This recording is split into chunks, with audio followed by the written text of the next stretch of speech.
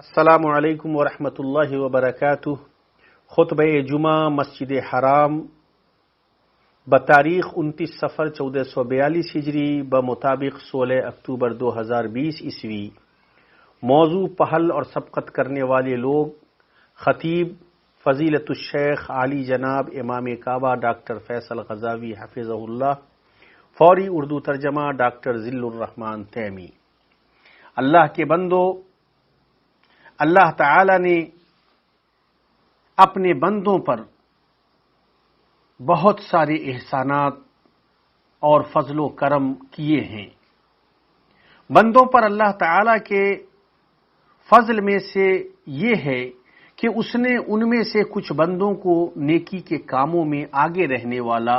عبادتوں میں سبقت کا شرف حاصل کرنے میں پیش اور محاسن و فضائل میں اولین رہنے والا بنایا ہے۔ وہ لوگوں کے لیے نمونہ ہیں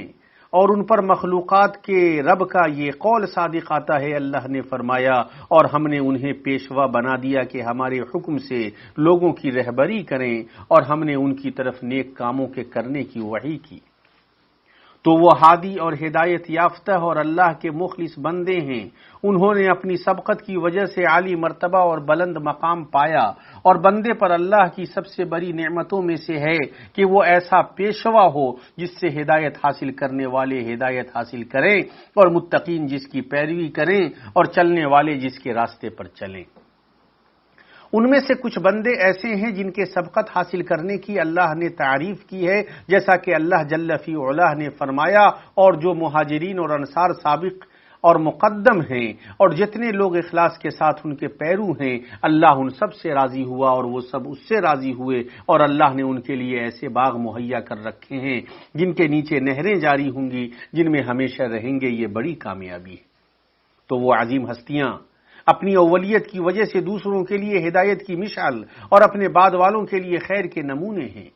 صحابہ کرام نے جن چیزوں کا اہتمام کیا ہے، ان میں سے صحابہ کرام سے وارد روایات میں سب سے پہلے اسلام قبول کرنے والوں کا ذکر ہے۔ ابن کثیر رحمہ اللہ کہتے ہیں، صحیح یہ ہے کہ علی بچوں میں سب سے پہلے اسلام لائے، خدیجہ عورتوں میں سب سے پہلے اسلام لائیں، زید ابن حارثہ غلاموں میں سب سے پہلے اسلام لائے، اور ابو بکر صدیق آزاد مردوں میں سب سے پہلے اسلام لائے۔ ابن حجر رحمہ اللہ نے کہا ہے، خدیجہ رضی اللہ عنہا جن چیزوں سے مختص ہیں، ان میں سے ان کا امت کی خواتین پر ایمان لانے میں سبقت کرنا ہے۔ انہوں نے بعد میں ایمان لانے والی تمام خواتین کے لیے یہ اچھا طریقہ شروع کیا، تو ان کے لیے ان کے اجر کے مثل اجر ہوگا، جیسا کہ ثابت ہے جس نے کوئی اچھا طریقہ شروع کیا اور اس کے بعد اس پر عمل کیا گیا تو اس کے لیے اور اس پر عمل کرنے والے کے اجر کے مثل اجر لکھا جائے گا، اور ان کے ثوابوں میں سے کچھ بھی کم نہیں کیا جائے گا۔ اور مردوں میں سے ان کے اس عمل میں ان کے ساتھ ابو بکر صدیق شریک ہیں، اور ان دونوں کو اس کے سبب کتنی مقدار میں ثواب ملے گا اسے سوائے اللہ عز و جل کے کوئی نہیں جانتا۔ اللہ آپ سب پر رحم فرمائے۔ تو اس فضل کو دیکھیں جسے ان سبقت کرنے والوں نے حاصل کیا۔ وہ اس امت میں سب سے پہلے اپنے آپ کو اللہ کے سامنے جھکانے اور دین حق کی اتباع کرنے والے تھے۔ انہوں نے سبقت کا شرف حاصل کیا اور وہ دوسروں کے لیے نمونہ بنے کہ لوگ ان کے بعد لگاتار نجات پانے والے مومنین کے قافلے میں شامل ہو رہے ہیں۔ عبداللہ ابن مسعود رضی اللہ عنہ کی روایت ہے، وہ کہتے ہیں، پہلے جو لوگ اسلام لائے وہ 7 ہیں: رسول اللہ، ابو بکر، عمار، ان کی ماں سمیہ، صہیب، بلال اور مقداد۔ اسے ابن ماجہ نے روایت کیا ہے۔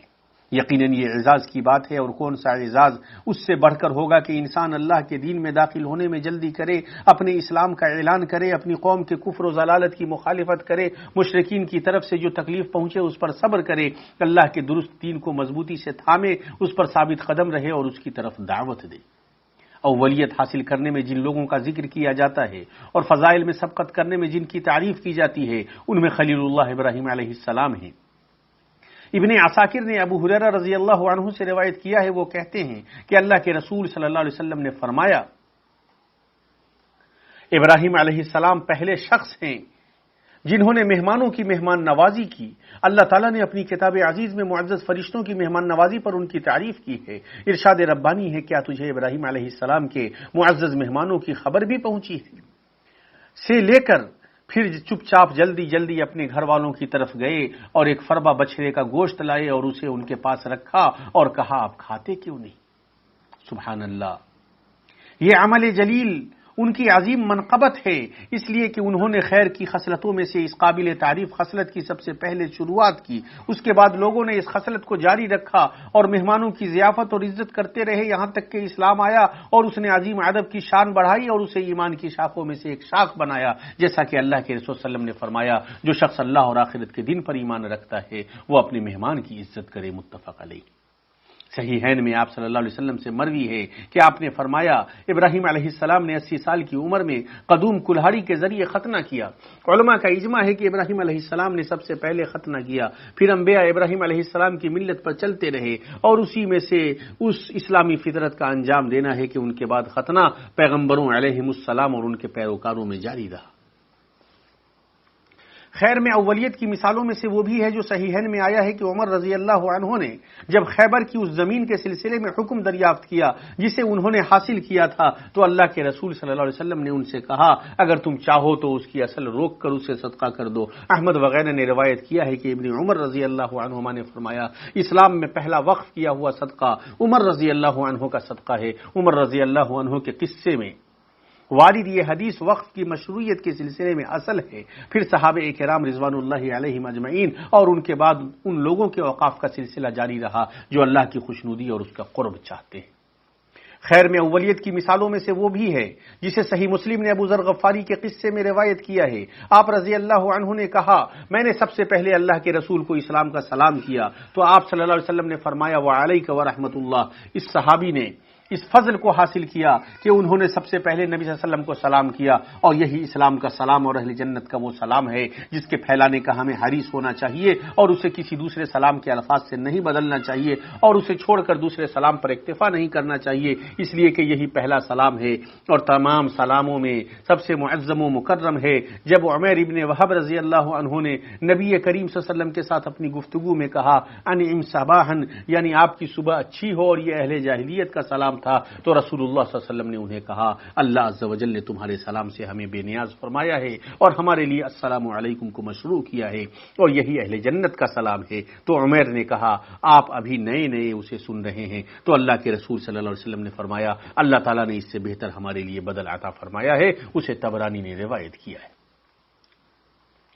خیر میں سبقت کرنے کے سلسلے میں وہ بھی ہے جسے جابر بن سمرہ رضی اللہ عنہ نے روایت کیا ہے۔ وہ کہتے ہیں سب سے پہلے جس نے اللہ کی راہ میں تیر چلایا وہ سعد بن ابی وقاص ہیں۔ حدیث میں سعد رضی اللہ عنہ کے اچھے کارنامے، اسلام میں ان کے سبقت کرنے، دین کے سرچشمے کا دفاع کرنے اور اس کی حفاظت و حمایت کرنے میں ان کی یہ واضح منقبت ہے۔ سعد رضی اللہ عنہ اس شرف پر فخر کرتے تھے، وہ کہتے تھے میں پہلا عرب ہوں جس نے اللہ کے راستے میں تیر چلایا، متفق علیہ۔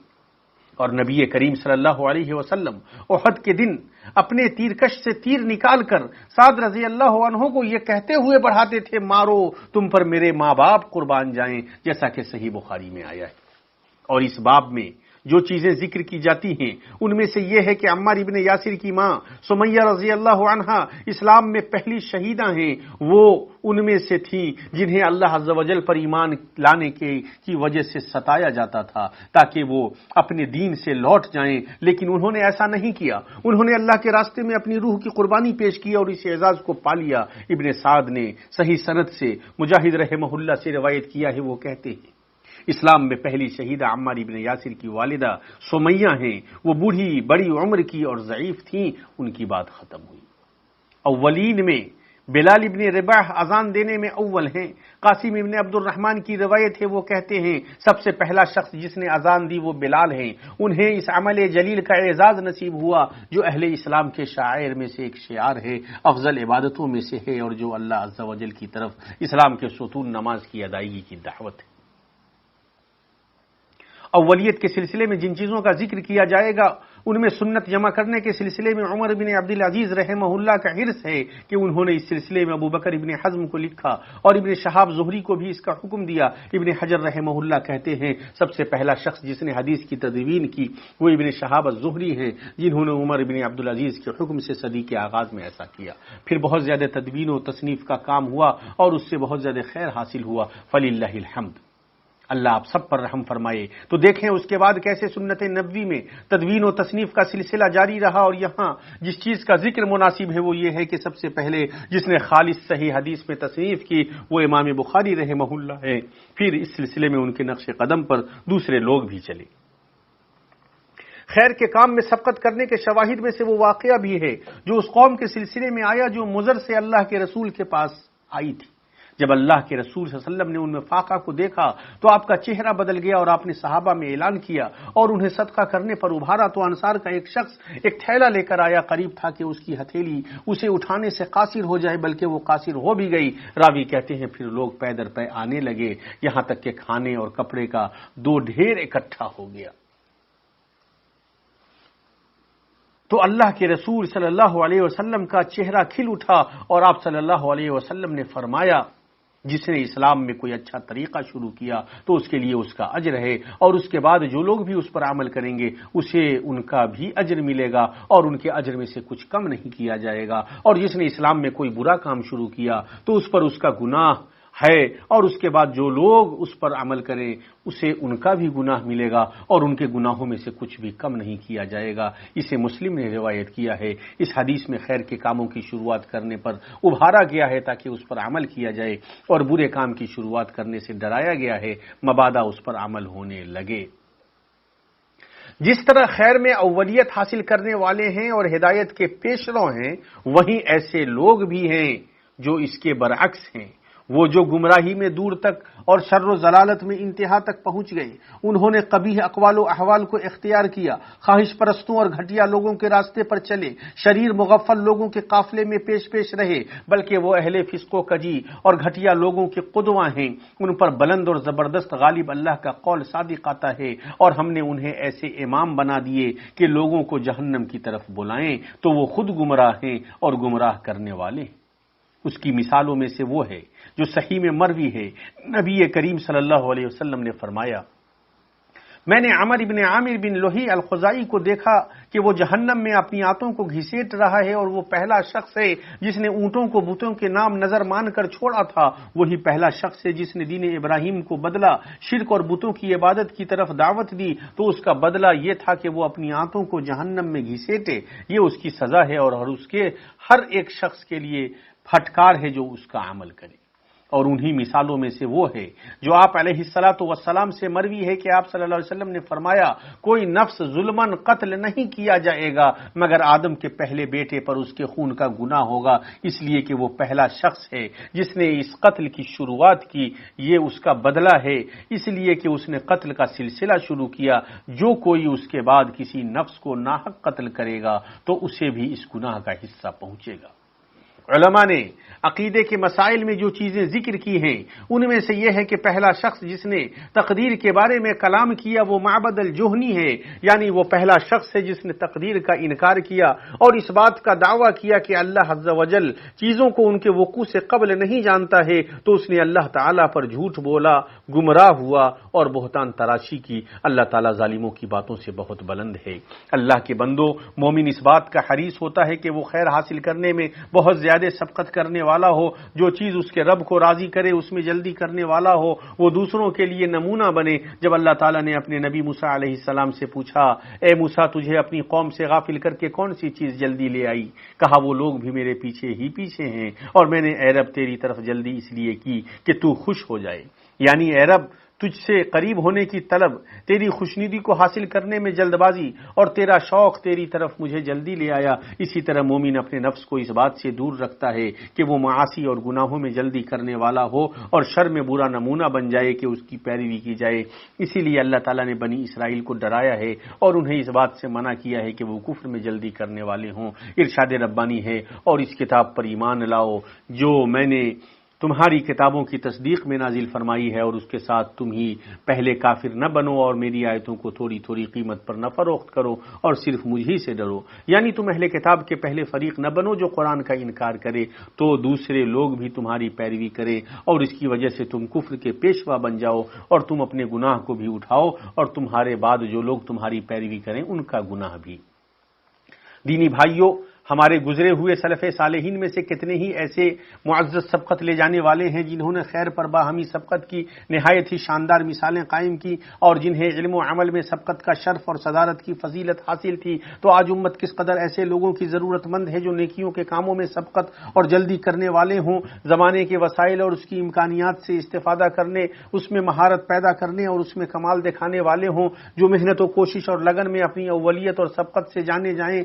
ان تمام چیزوں میں اپنے رب کی کتاب اور اپنے نبی کی سنت پر اعتماد کرنے والے ہوں۔ اور کیا ہی بہتر ہوگا کہ لوگوں میں ایسے سبقت لے جانے والے ہوں جو اچھا طریقہ شروع کریں، جس کی دوسرے لوگ بھی پیروی کریں، جس سے ان کے نفوس بلند ہوں اور ان کے عزائم پروان چڑھیں۔ کیا ہی بہتر ہوگا کہ ان میں علم میں مہارت حاصل کرنے میں سبقت لے جانے والے ہوں، جنہیں علم میں قابلیت، مہارت، فہم، لیاقت اور مخلوقات کے مابین اس کے نشر و تبلیغ کا حرص ہو، بلند اور معزز چیزیں طلب کرنے میں پہل کرنے والے لوگ ہوں، ان میں کریمانہ اخلاق اور قابل تعریف صفات، آداب فاضلہ اور اچھے اعمال میں سبقت کرنے والے اشخاص ہوں، ان میں لوگوں کے مابین اصلاح کرنے والے اور انہیں محبت و الفت اور کلمے کے اتحاد کی دعوت دینے میں پہل کرنے والے افراد ہوں، ان میں خیر کی دعوت دینے، بھلائیاں کرنے، لوگوں کی ضرورتوں کو پوری کرنے اور ان کی مصیبتوں کو دور کرنے میں پہل کرنے والے لوگ ہوں، ان میں نوازش و کرم، سخاوت و فیاضی اور خرچ کرنے اور دینے میں سبقت کرنے والے افراد ہوں، دعوت کی راہوں کو فروغ دینے والے اور پوری کائنات میں دین حنیف اور اسلام کی خوبیوں کو پھیلانے والے لوگ ہوں، نئی نسل کی تربیت و رہنمائی اور انہیں مفید نافع میں مشغول کرنے میں سبقت کرنے والے افراد ہوں۔ اسی طرح امت کس قدر ضرورت مند ہے ایسی خواتین کی جو دین پر فخر کرنے اور رب العالمین کے اوامر کی پابندی کرنے میں سبقت کرنے والیاں نیک اور عبادت گزار ہوں۔ یقیناً ہم اس بات کے سخت ضرورت مند ہیں کہ ہم اپنے اپنے میدان کے سبقت و فضیلت اور اولیت والے ہر صاحب نمونہ کے پیچھے چلیں، علم میں ہم ربانی علماء کی راہ چلیں، رب کے سامنے خشوع و عاجزی اختیار کرنے میں عبادت گزاروں اور فرما برداروں کی راہ چلیں، توبہ کرنے میں توبہ کرنے والوں اور رجوع کرنے والوں کی راہ چلیں، ذکر میں بہت زیادہ اللہ کا ذکر کرنے والوں کی راہ چلیں، صبر میں صبر کرنے والوں کی راہ چلیں، شکر گزاری میں شکر کرنے والوں کی راہ چلیں، سچائی میں سچوں کی راہ چلیں، ثابت قدمی میں دین اور عقیدے پر ثابت قدم رہنے والوں کی راہ چلیں، کوشش و محنت میں اپنے کاموں کو پختہ اور اچھے طریقے سے انجام دینے والوں اور اپنے اوقات کی حفاظت کرنے والوں کی راہ چلیں، والدین کی فرما برداری میں اپنے والدین کی فرما برداری کرنے والوں کی راہ چلیں، رشتہ جوڑنے میں رشتہ جوڑنے والوں کی راہ چلیں، اور اس طرح ہر میدان میں مومنوں کی راہ کی پیروی کریں۔